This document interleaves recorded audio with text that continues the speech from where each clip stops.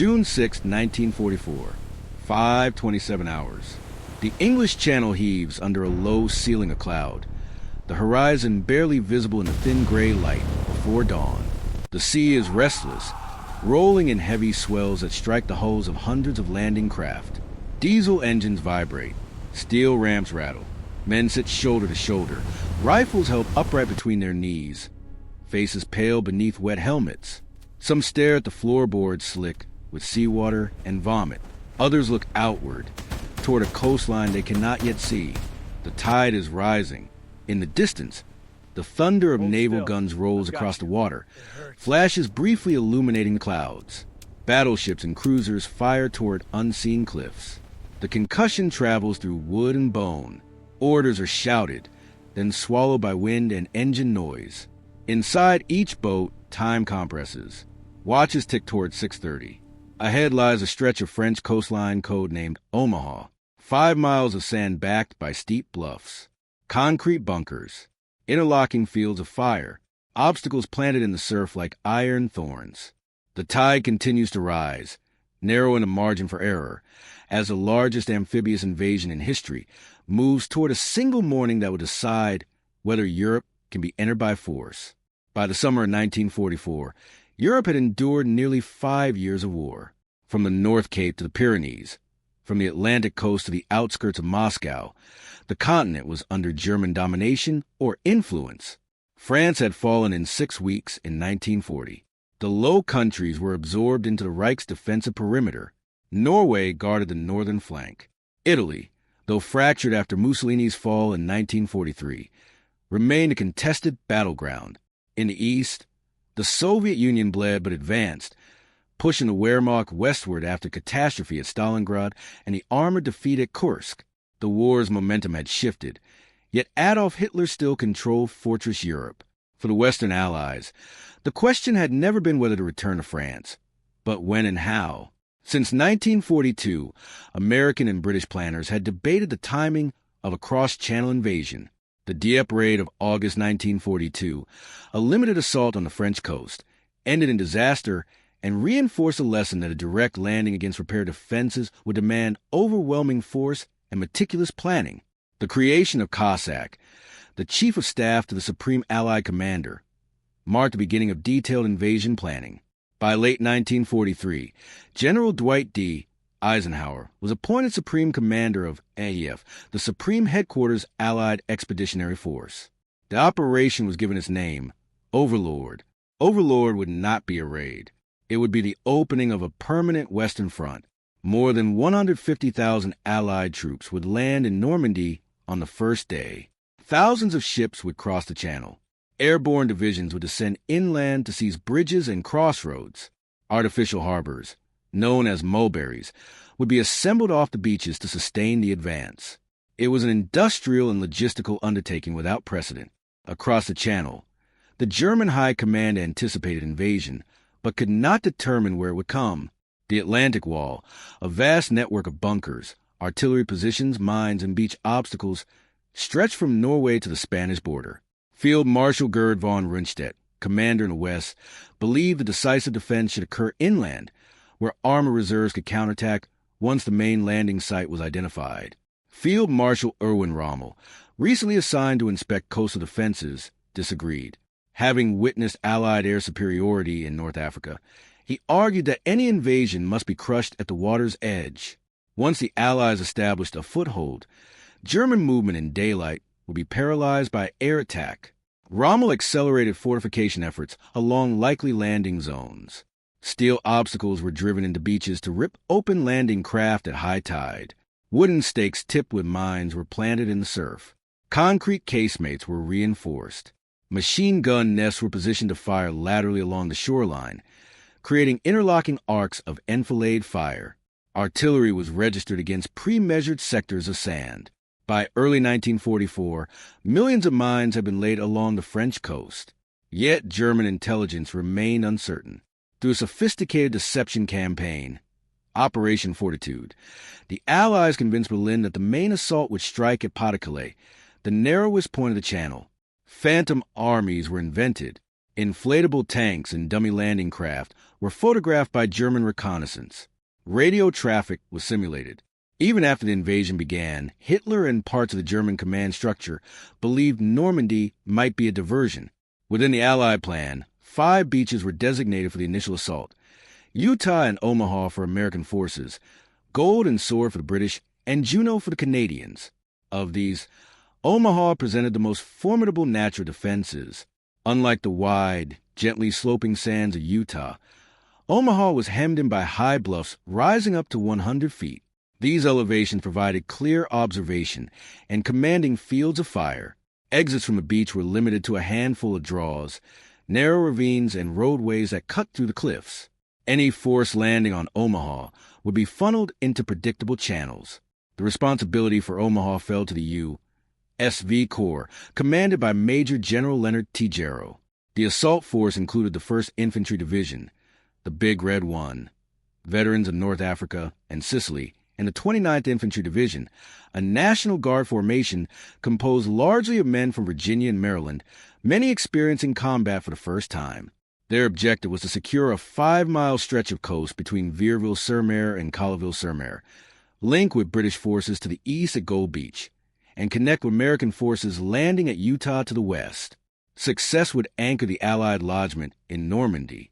Intelligence assessment suggested that the primary defenders would be elements of the German 716th Infantry Division, a static formation considered less capable.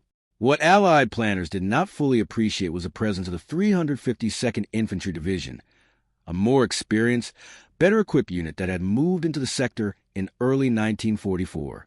Its troops had fortified positions overlooking Omaha's sands, reinforcing bunkers and registering artillery with precision. As June approached, the weather over the channel deteriorated.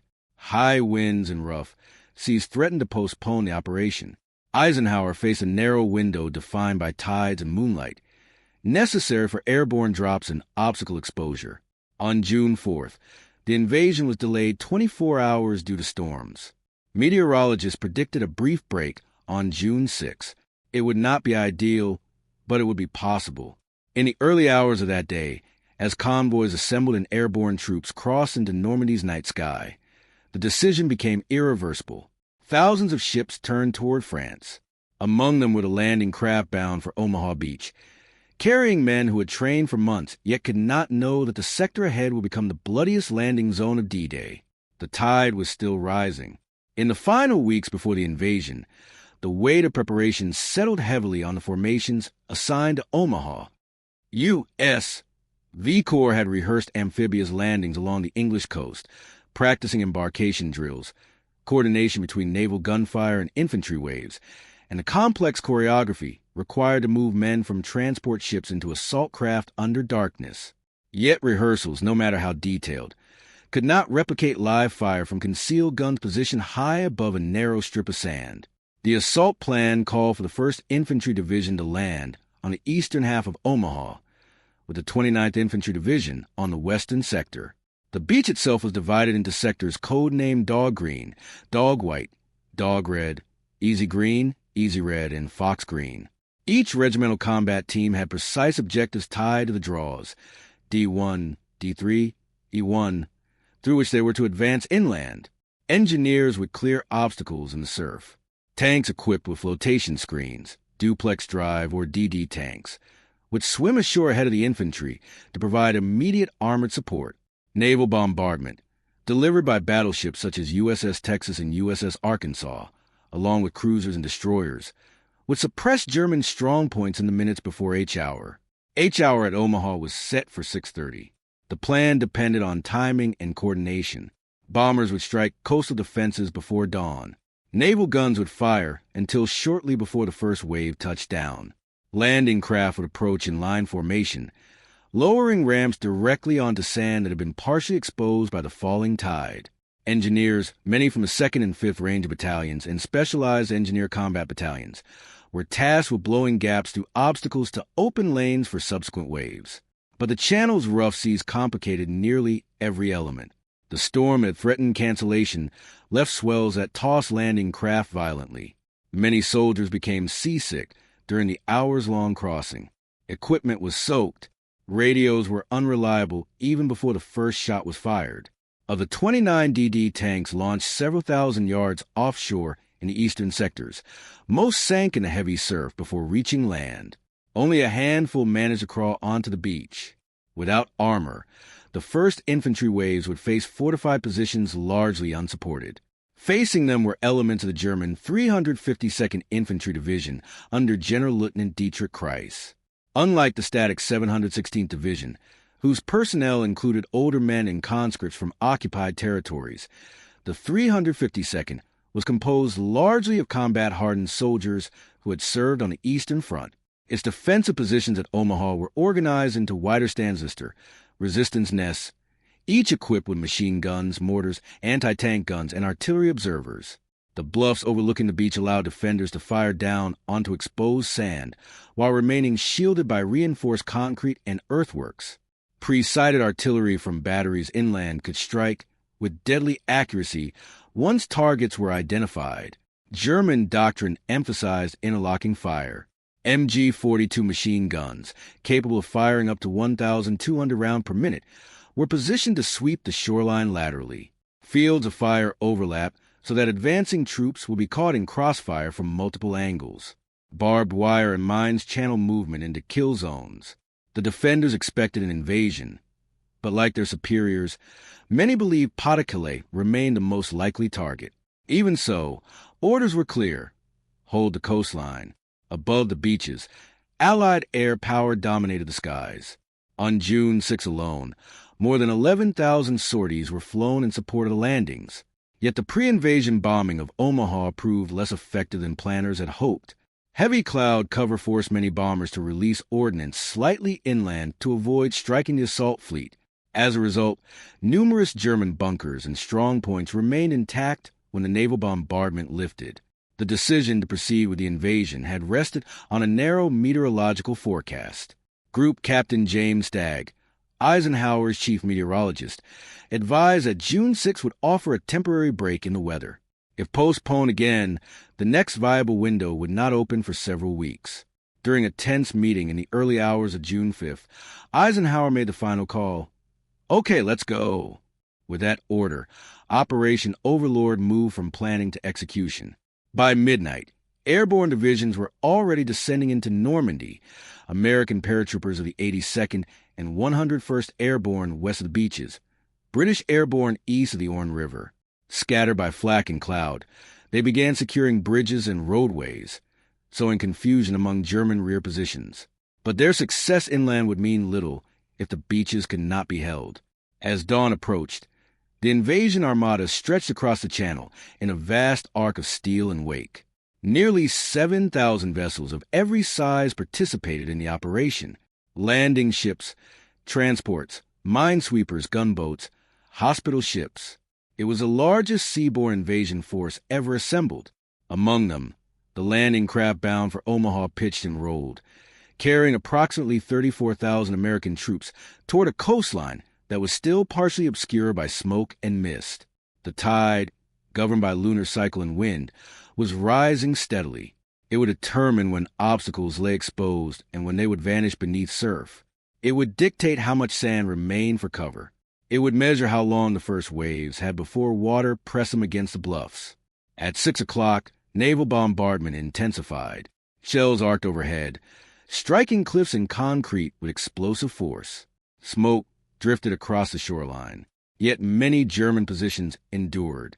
Observers waited inside bunkers as the barrage lifted. Watches ticked toward 6:30. The assault craft formed their final lines. Ramps were checked. Rifles were gripped. Officers rehearsed objectives one last time in their minds. Some men would step into waist-deep water. Others would never make it past the surf. Ahead, 5 miles of sand waited beneath gray skies. Behind, an entire war demanded that this morning succeed. The tide continued to rise. The first angle of Omaha Beach is human, measured not in divisions or artillery calibers, but in the weight carried by individual men as ramps lowered into gunfire. In the leading waves were companies from the 116th Infantry Regiment of the 29th Division and the 16th Infantry Regiment of the 1st Division. Many had boarded transports the previous afternoon. descending rope ladders into landing craft in darkness. Their equipment weighed close to 70 pounds. Rifle, ammunition, grenades, entrenching tool, rations, extra bandoliers and ammunition looped across shoulders. Some carried Bangalore torpedoes for clearing wire. Engineers bore explosives. Medics carried canvas satchels marked with red crosses that offered no protection from machine gun fire. When the first ramps dropped at 6:30, many men stepped into water deeper than expected.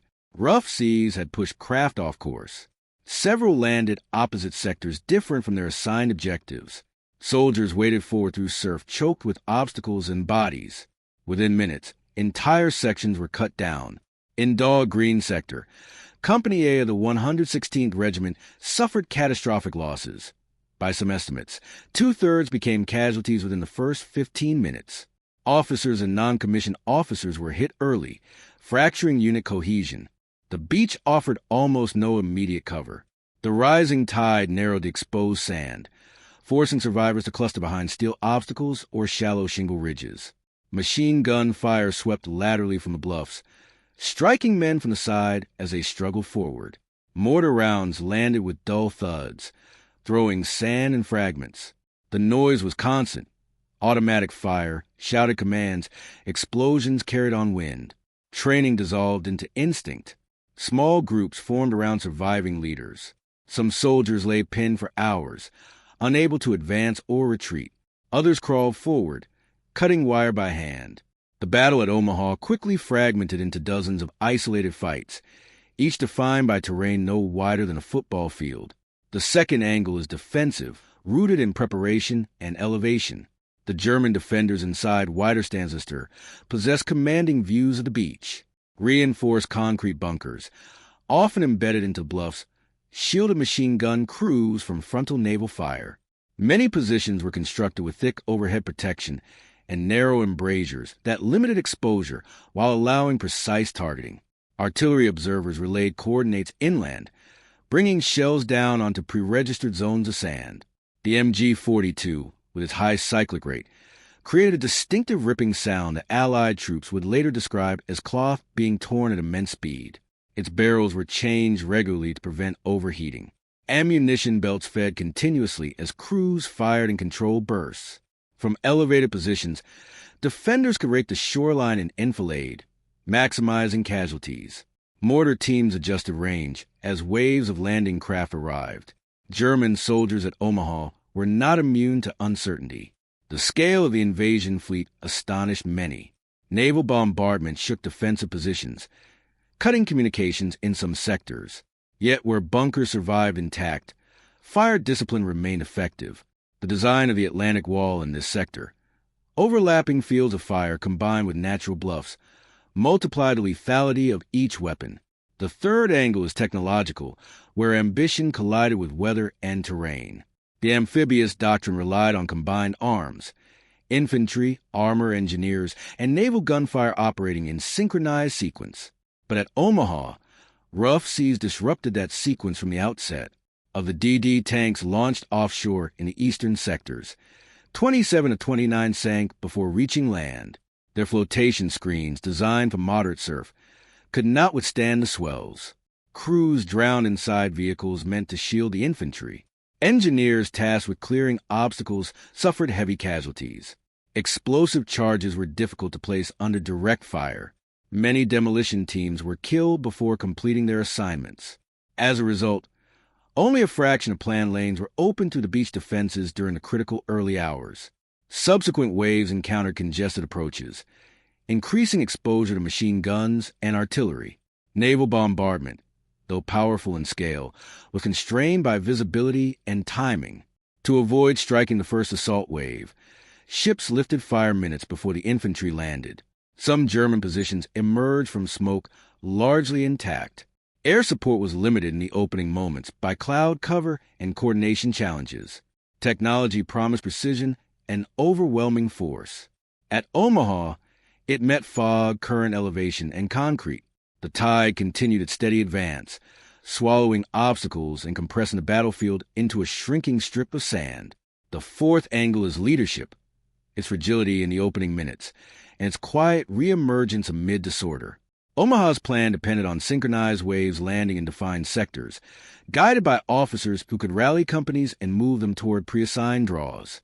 That structure disintegrated almost immediately. Many company commanders were killed or wounded before reaching the shingle. Radio operators were struck down. Units landed scattered along the coastline, sometimes hundreds of yards from intended positions. Maps were soaked. Smoke obscured landmarks. For a time, the invasion at Omaha existed without a clear front. What followed was not a coordinated advance, but a series of small, improvised actions led by junior officers and non-commissioned officers. Captains, lieutenants, and sergeants gathered whoever lay nearest, sometimes men from entirely different regiments, and began probing the bluffs. Brigadier General Norman Dutch Coda, assistant commander of the 29th Division, moved among pinned troops near the Veerville Draw, urging them forward toward the seawall and beyond. Leadership at Omaha became decentralized, driven by immediate terrain rather than overarching design. These ad hoc groups found narrow gullies and shell craters that offered momentary shelter. Engineers blew gaps in wire when they could. Infantrymen climbed steep slopes using rifle slings and bayonets as handholds. Rather than advancing to the planned exits, many infiltrated between German strongpoints, attacking bunkers from the rear with grenades and rifle fire. The battlefield shifted from linear assault to vertical struggle. Upward, foot by foot, the fifth angle belongs to the sea. As reports filtered back to the fleet that resistance at Omaha was heavier than expected, naval commanders faced a choice. Several destroyers, including USS McCook, USS Carmack, and USS Frankfurt, closed within 1,000 yards of the shoreline, dangerously shallow water for vessels of their size. From these positions, they fired directly at visible German emplacements. Observers on deck used binoculars to spot muzzle flashes in the bluffs. Shells from 5-inch guns struck casemates at near horizontal angles, collapsing fire in positions that had survived earlier bombardment. This decision was not preordained in the invasion plan. It required initiative from captains willing to risk grounding or mines. Their fire, though limited in duration, suppressed key resistance nests long enough for infantry to gain ground. The Navy, often imagined as distant thunder over the horizon, became an immediate participant in the struggle for the beach. The sixth angle is psychological, measured in minutes that felt like hours. By 8 o'clock, parts of Omaha appeared close to failure. Casualty rates in some sectors approached 50%. Landing craft circled offshore, awaiting clearance. Officers aboard command ships considered the possibility of evacuation. The rising tide compressed surviving troops against the base of the bluffs. For a brief interval, the assault's outcome was uncertain. Yet momentum shifted not through a single breakthrough, but through accumulation. A machine gun nest silenced, a trench taken, a mortar crew overrun. As small groups reached the crest of the bluffs and began firing downward into German positions, defensive cohesion weakened. Communication lines between resistance nests were severed. Artillery observers lost visibility as smoke thickened. The defenders, trained to repel a frontal assault, faced infiltration from unexpected directions. By late morning, isolated American units had penetrated inland beyond the beach exits. They were not yet organized into a continuous front, but they had achieved what doctrine demanded: a foothold above the high water mark. The tide, which had threatened to trap them against the sea, now washed against sand held by advancing men, and the struggle for Omaha moved toward its decisive turning point. At 6:30, the first full wave struck Omaha Beach. Landing craft ground against sandbars and obstacles still partially concealed by the rising tide. Ramps dropped into gunfire that had not been silenced by bombardment. In the westernmost sector, Dog Green, Company A of the 116th Infantry Regiment, stepped into a storm of automatic fire from positions overlooking Veerville-sur-Mer. Within minutes, entire squads were cut down before they could disperse. Survivors sought shelter behind steel hedgehogs and wooden stakes embedded with mines. The shoreline became a narrow strip of exposed sand where movement meant visibility, and visibility meant death. Further east, in easy red and fox green sectors, the 16th Infantry Regiment of the 1st Division encountered similar resistance. Strong points designated WN 62 and WN 61 poured interlocking machine gun fire across the beach. Mortars registered the surf line. Artillery from inland batteries began landing with deliberate accuracy as observers corrected range. The carefully timed sequence of suppression had failed to neutralize the defenses. German gunners, protected by reinforced concrete and earth, adjusted calmly to the targets below. The DD tanks that were meant to spearhead the assault were largely absent. Those that survived the crossing were too few to alter the opening calculus. Engineers attempting to clear lanes through obstacles were struck down in clusters, their demolition charges lying in used and shallow water. Of the 16 planned gaps in some sectors, only a fraction were opened during the first critical hour. Subsequent waves, unable to navigate cleared channels, landed amid wreckage and bodies. By 7 o'clock, the beach was congested with men and equipment pinned in place. Radios malfunctioned or were destroyed. Officers struggled to locate units. In some sectors, platoons were reduced to handfuls. The rising tide narrowed the space between surf and seawall, compressing the wounded among the living. Medical corpsmen moved under fire, dragging casualties behind the slight protection of shingle ridges. The sound of the MG-42, rapid, mechanical, unbroken, cut through every attempt at organization. At higher command levels, uncertainty deepened. Reports reaching V Corps indicated severe losses and minimal forward movement. General Omar Bradley, observing from USS Augusta, received fragmented information suggesting that elements of the assault were stalled at the waterline. There were discussions, brief, urgent, about redirecting follow-up waves to other beaches. The possibility that Omaha might fail entirely was no longer abstract. Yet amid collapse, fragments of initiative appeared. In dog-white and dog-red sectors, small groups under surviving officers began crawling toward the base of the bluffs. They found depressions in the terrain, narrow gullies carved by erosion, shallow folds in the ground that shielded them from direct fire. These routes were not marked on invasion diagrams. They were discovered by necessity. Men moved singly or in pairs, covering one another as they advanced. Near the Vierville Draw, Brigadier General Norman Cota moved forward through fire-swept sand, directing troops toward the seawall and urging them to push beyond it. His presence did not restore the original plan, but it created motion where paralysis had threatened. Elsewhere, Lieutenant Colonel George Taylor of the 16th Infantry reportedly gathered disorganized men and directed them off the beach, emphasizing that remaining in place guaranteed destruction. Leadership at Omaha became localized, defined by whoever stood upright long enough to give direction. By 8:30, scattered elements had reached the shingle at the base of the bluffs in several sectors. From there, the battle changed character. It was no longer solely a frontal assault across open sand. It became a climb. Engineers used Bangalore torpedoes to blast gaps in barbed wire where possible. Infantrymen scaled steep inclines using craters for cover. Grenades were thrown into trench lines from above. German strongpoints, designed to repel attackers advancing from below, proved vulnerable when approached from their flanks and rear. The fight fragmented into dozens of close engagements measured in yards rather than miles. Still, the outcome remained uncertain. Casualties continued to mount. The beachhead was thin, irregular, and disconnected. Reinforcements landed into chaos. The tide had reached its high mark, pressing the sea against sand stained dark with oil and blood. Everything now depended on whether those small breakthroughs along the bluffs could expand before German reserves counterattacked. By mid-morning, the character of the battle at Omaha began to shift. Not through a single decisive maneuver, but through the cumulative weight of dozens of localized breakthroughs.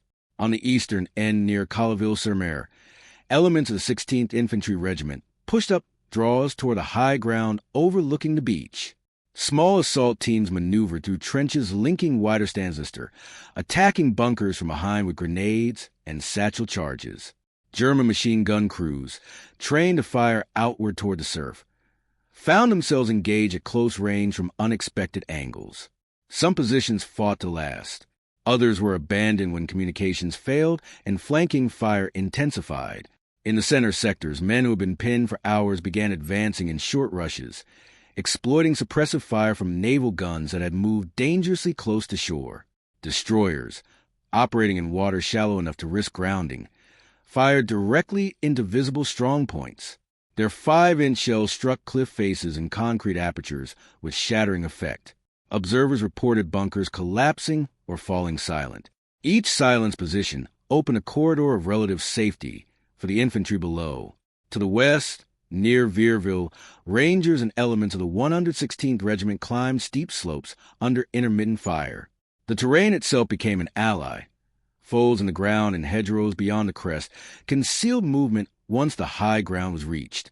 German artillery observers lost clear lines of sight as smoke from burning vehicles and naval bombardment drifted inland.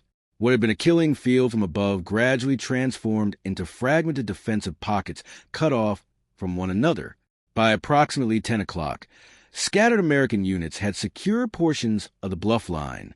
They were not yet linked in a continuous front, and gaps remained between companies, but they held ground beyond the beach exits. Inland roads were probed cautiously. Snipers and isolated resistance nests continued firing behind the lines. The fight did not end at the crest. It deepened into fields and hedgerows where visibility was limited, and every farmhouse could conceal defenders. German command response was uneven. Elements of the 352nd Infantry Division attempted to organize counterattacks, but Allied air superiority limited daytime movement. Communications with higher headquarters were disrupted by bombardment and airborne landings inland.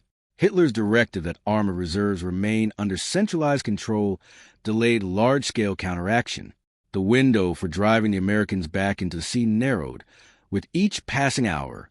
By noon, the worst fears of complete failure at Omaha had receded. The beachhead remained costly. Casualty estimates for the day would approach 2,400 killed, wounded, and missing, but it existed. Engineers expanded cleared lanes through obstacles, allowing additional waves to land with greater organization. Medical evacuation began in earnest. Artillery pieces were dragged ashore and positioned to support the advance inland. The tide, which at dawn had threatened to trap men against a shrinking strip of sand, now washed against the shoreline held from above.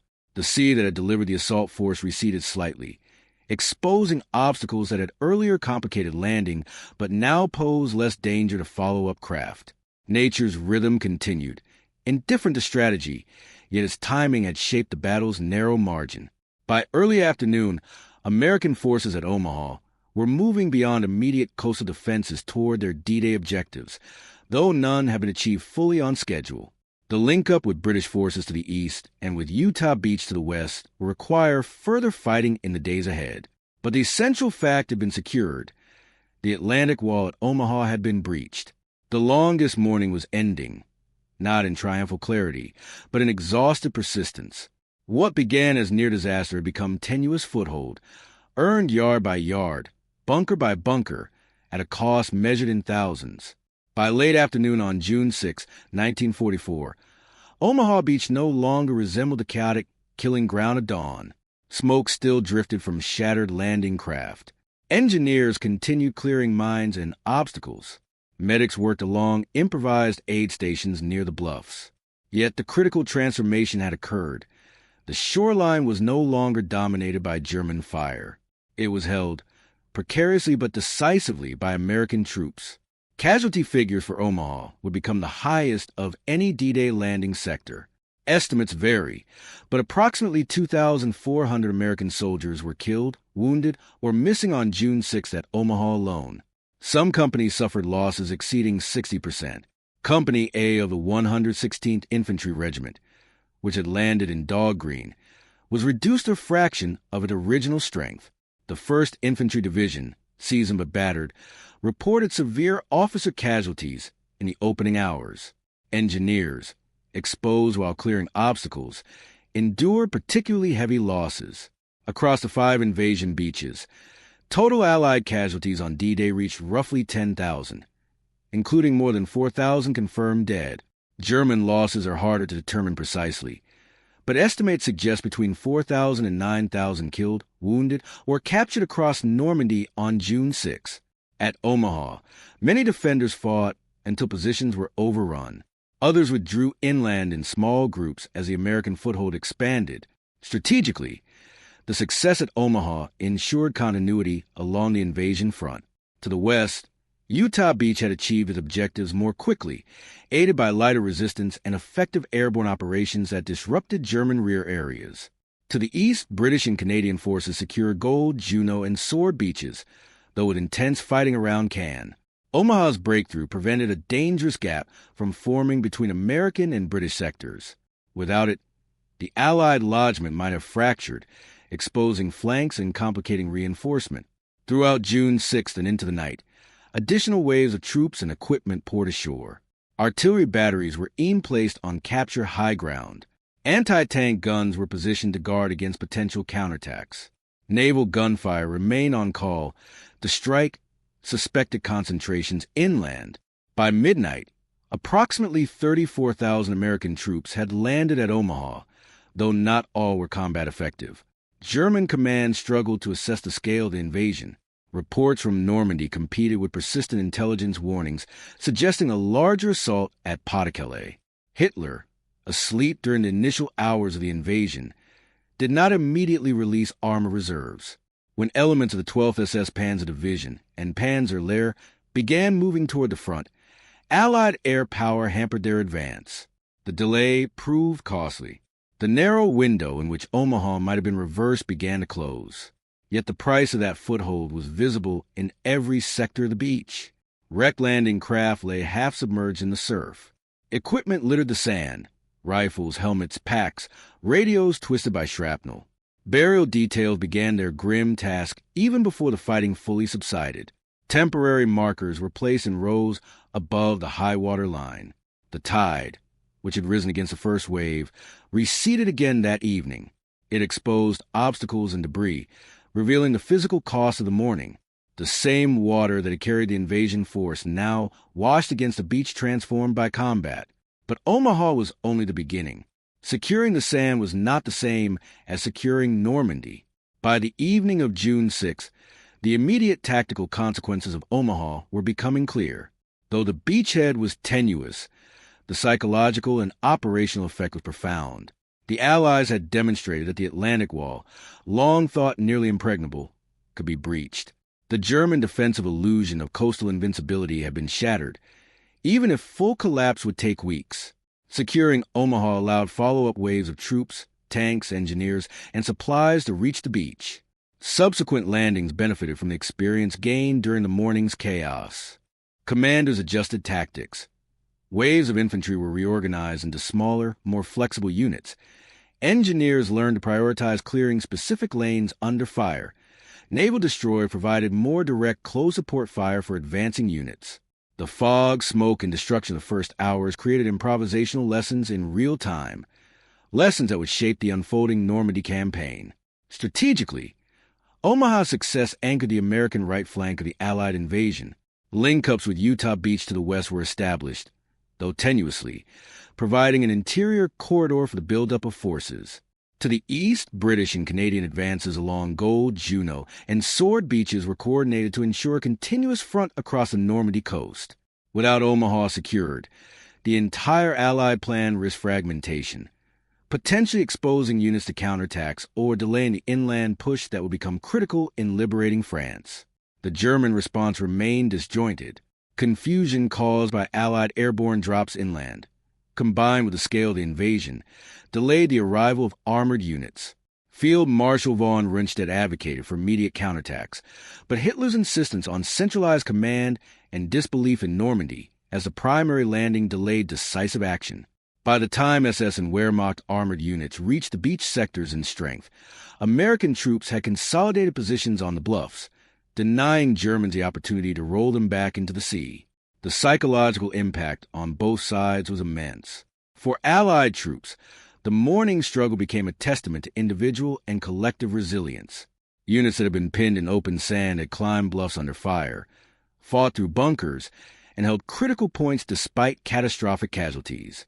Veterans would describe Omaha as a crucible where discipline, courage, and improvisation were tested in the most brutal way imaginable.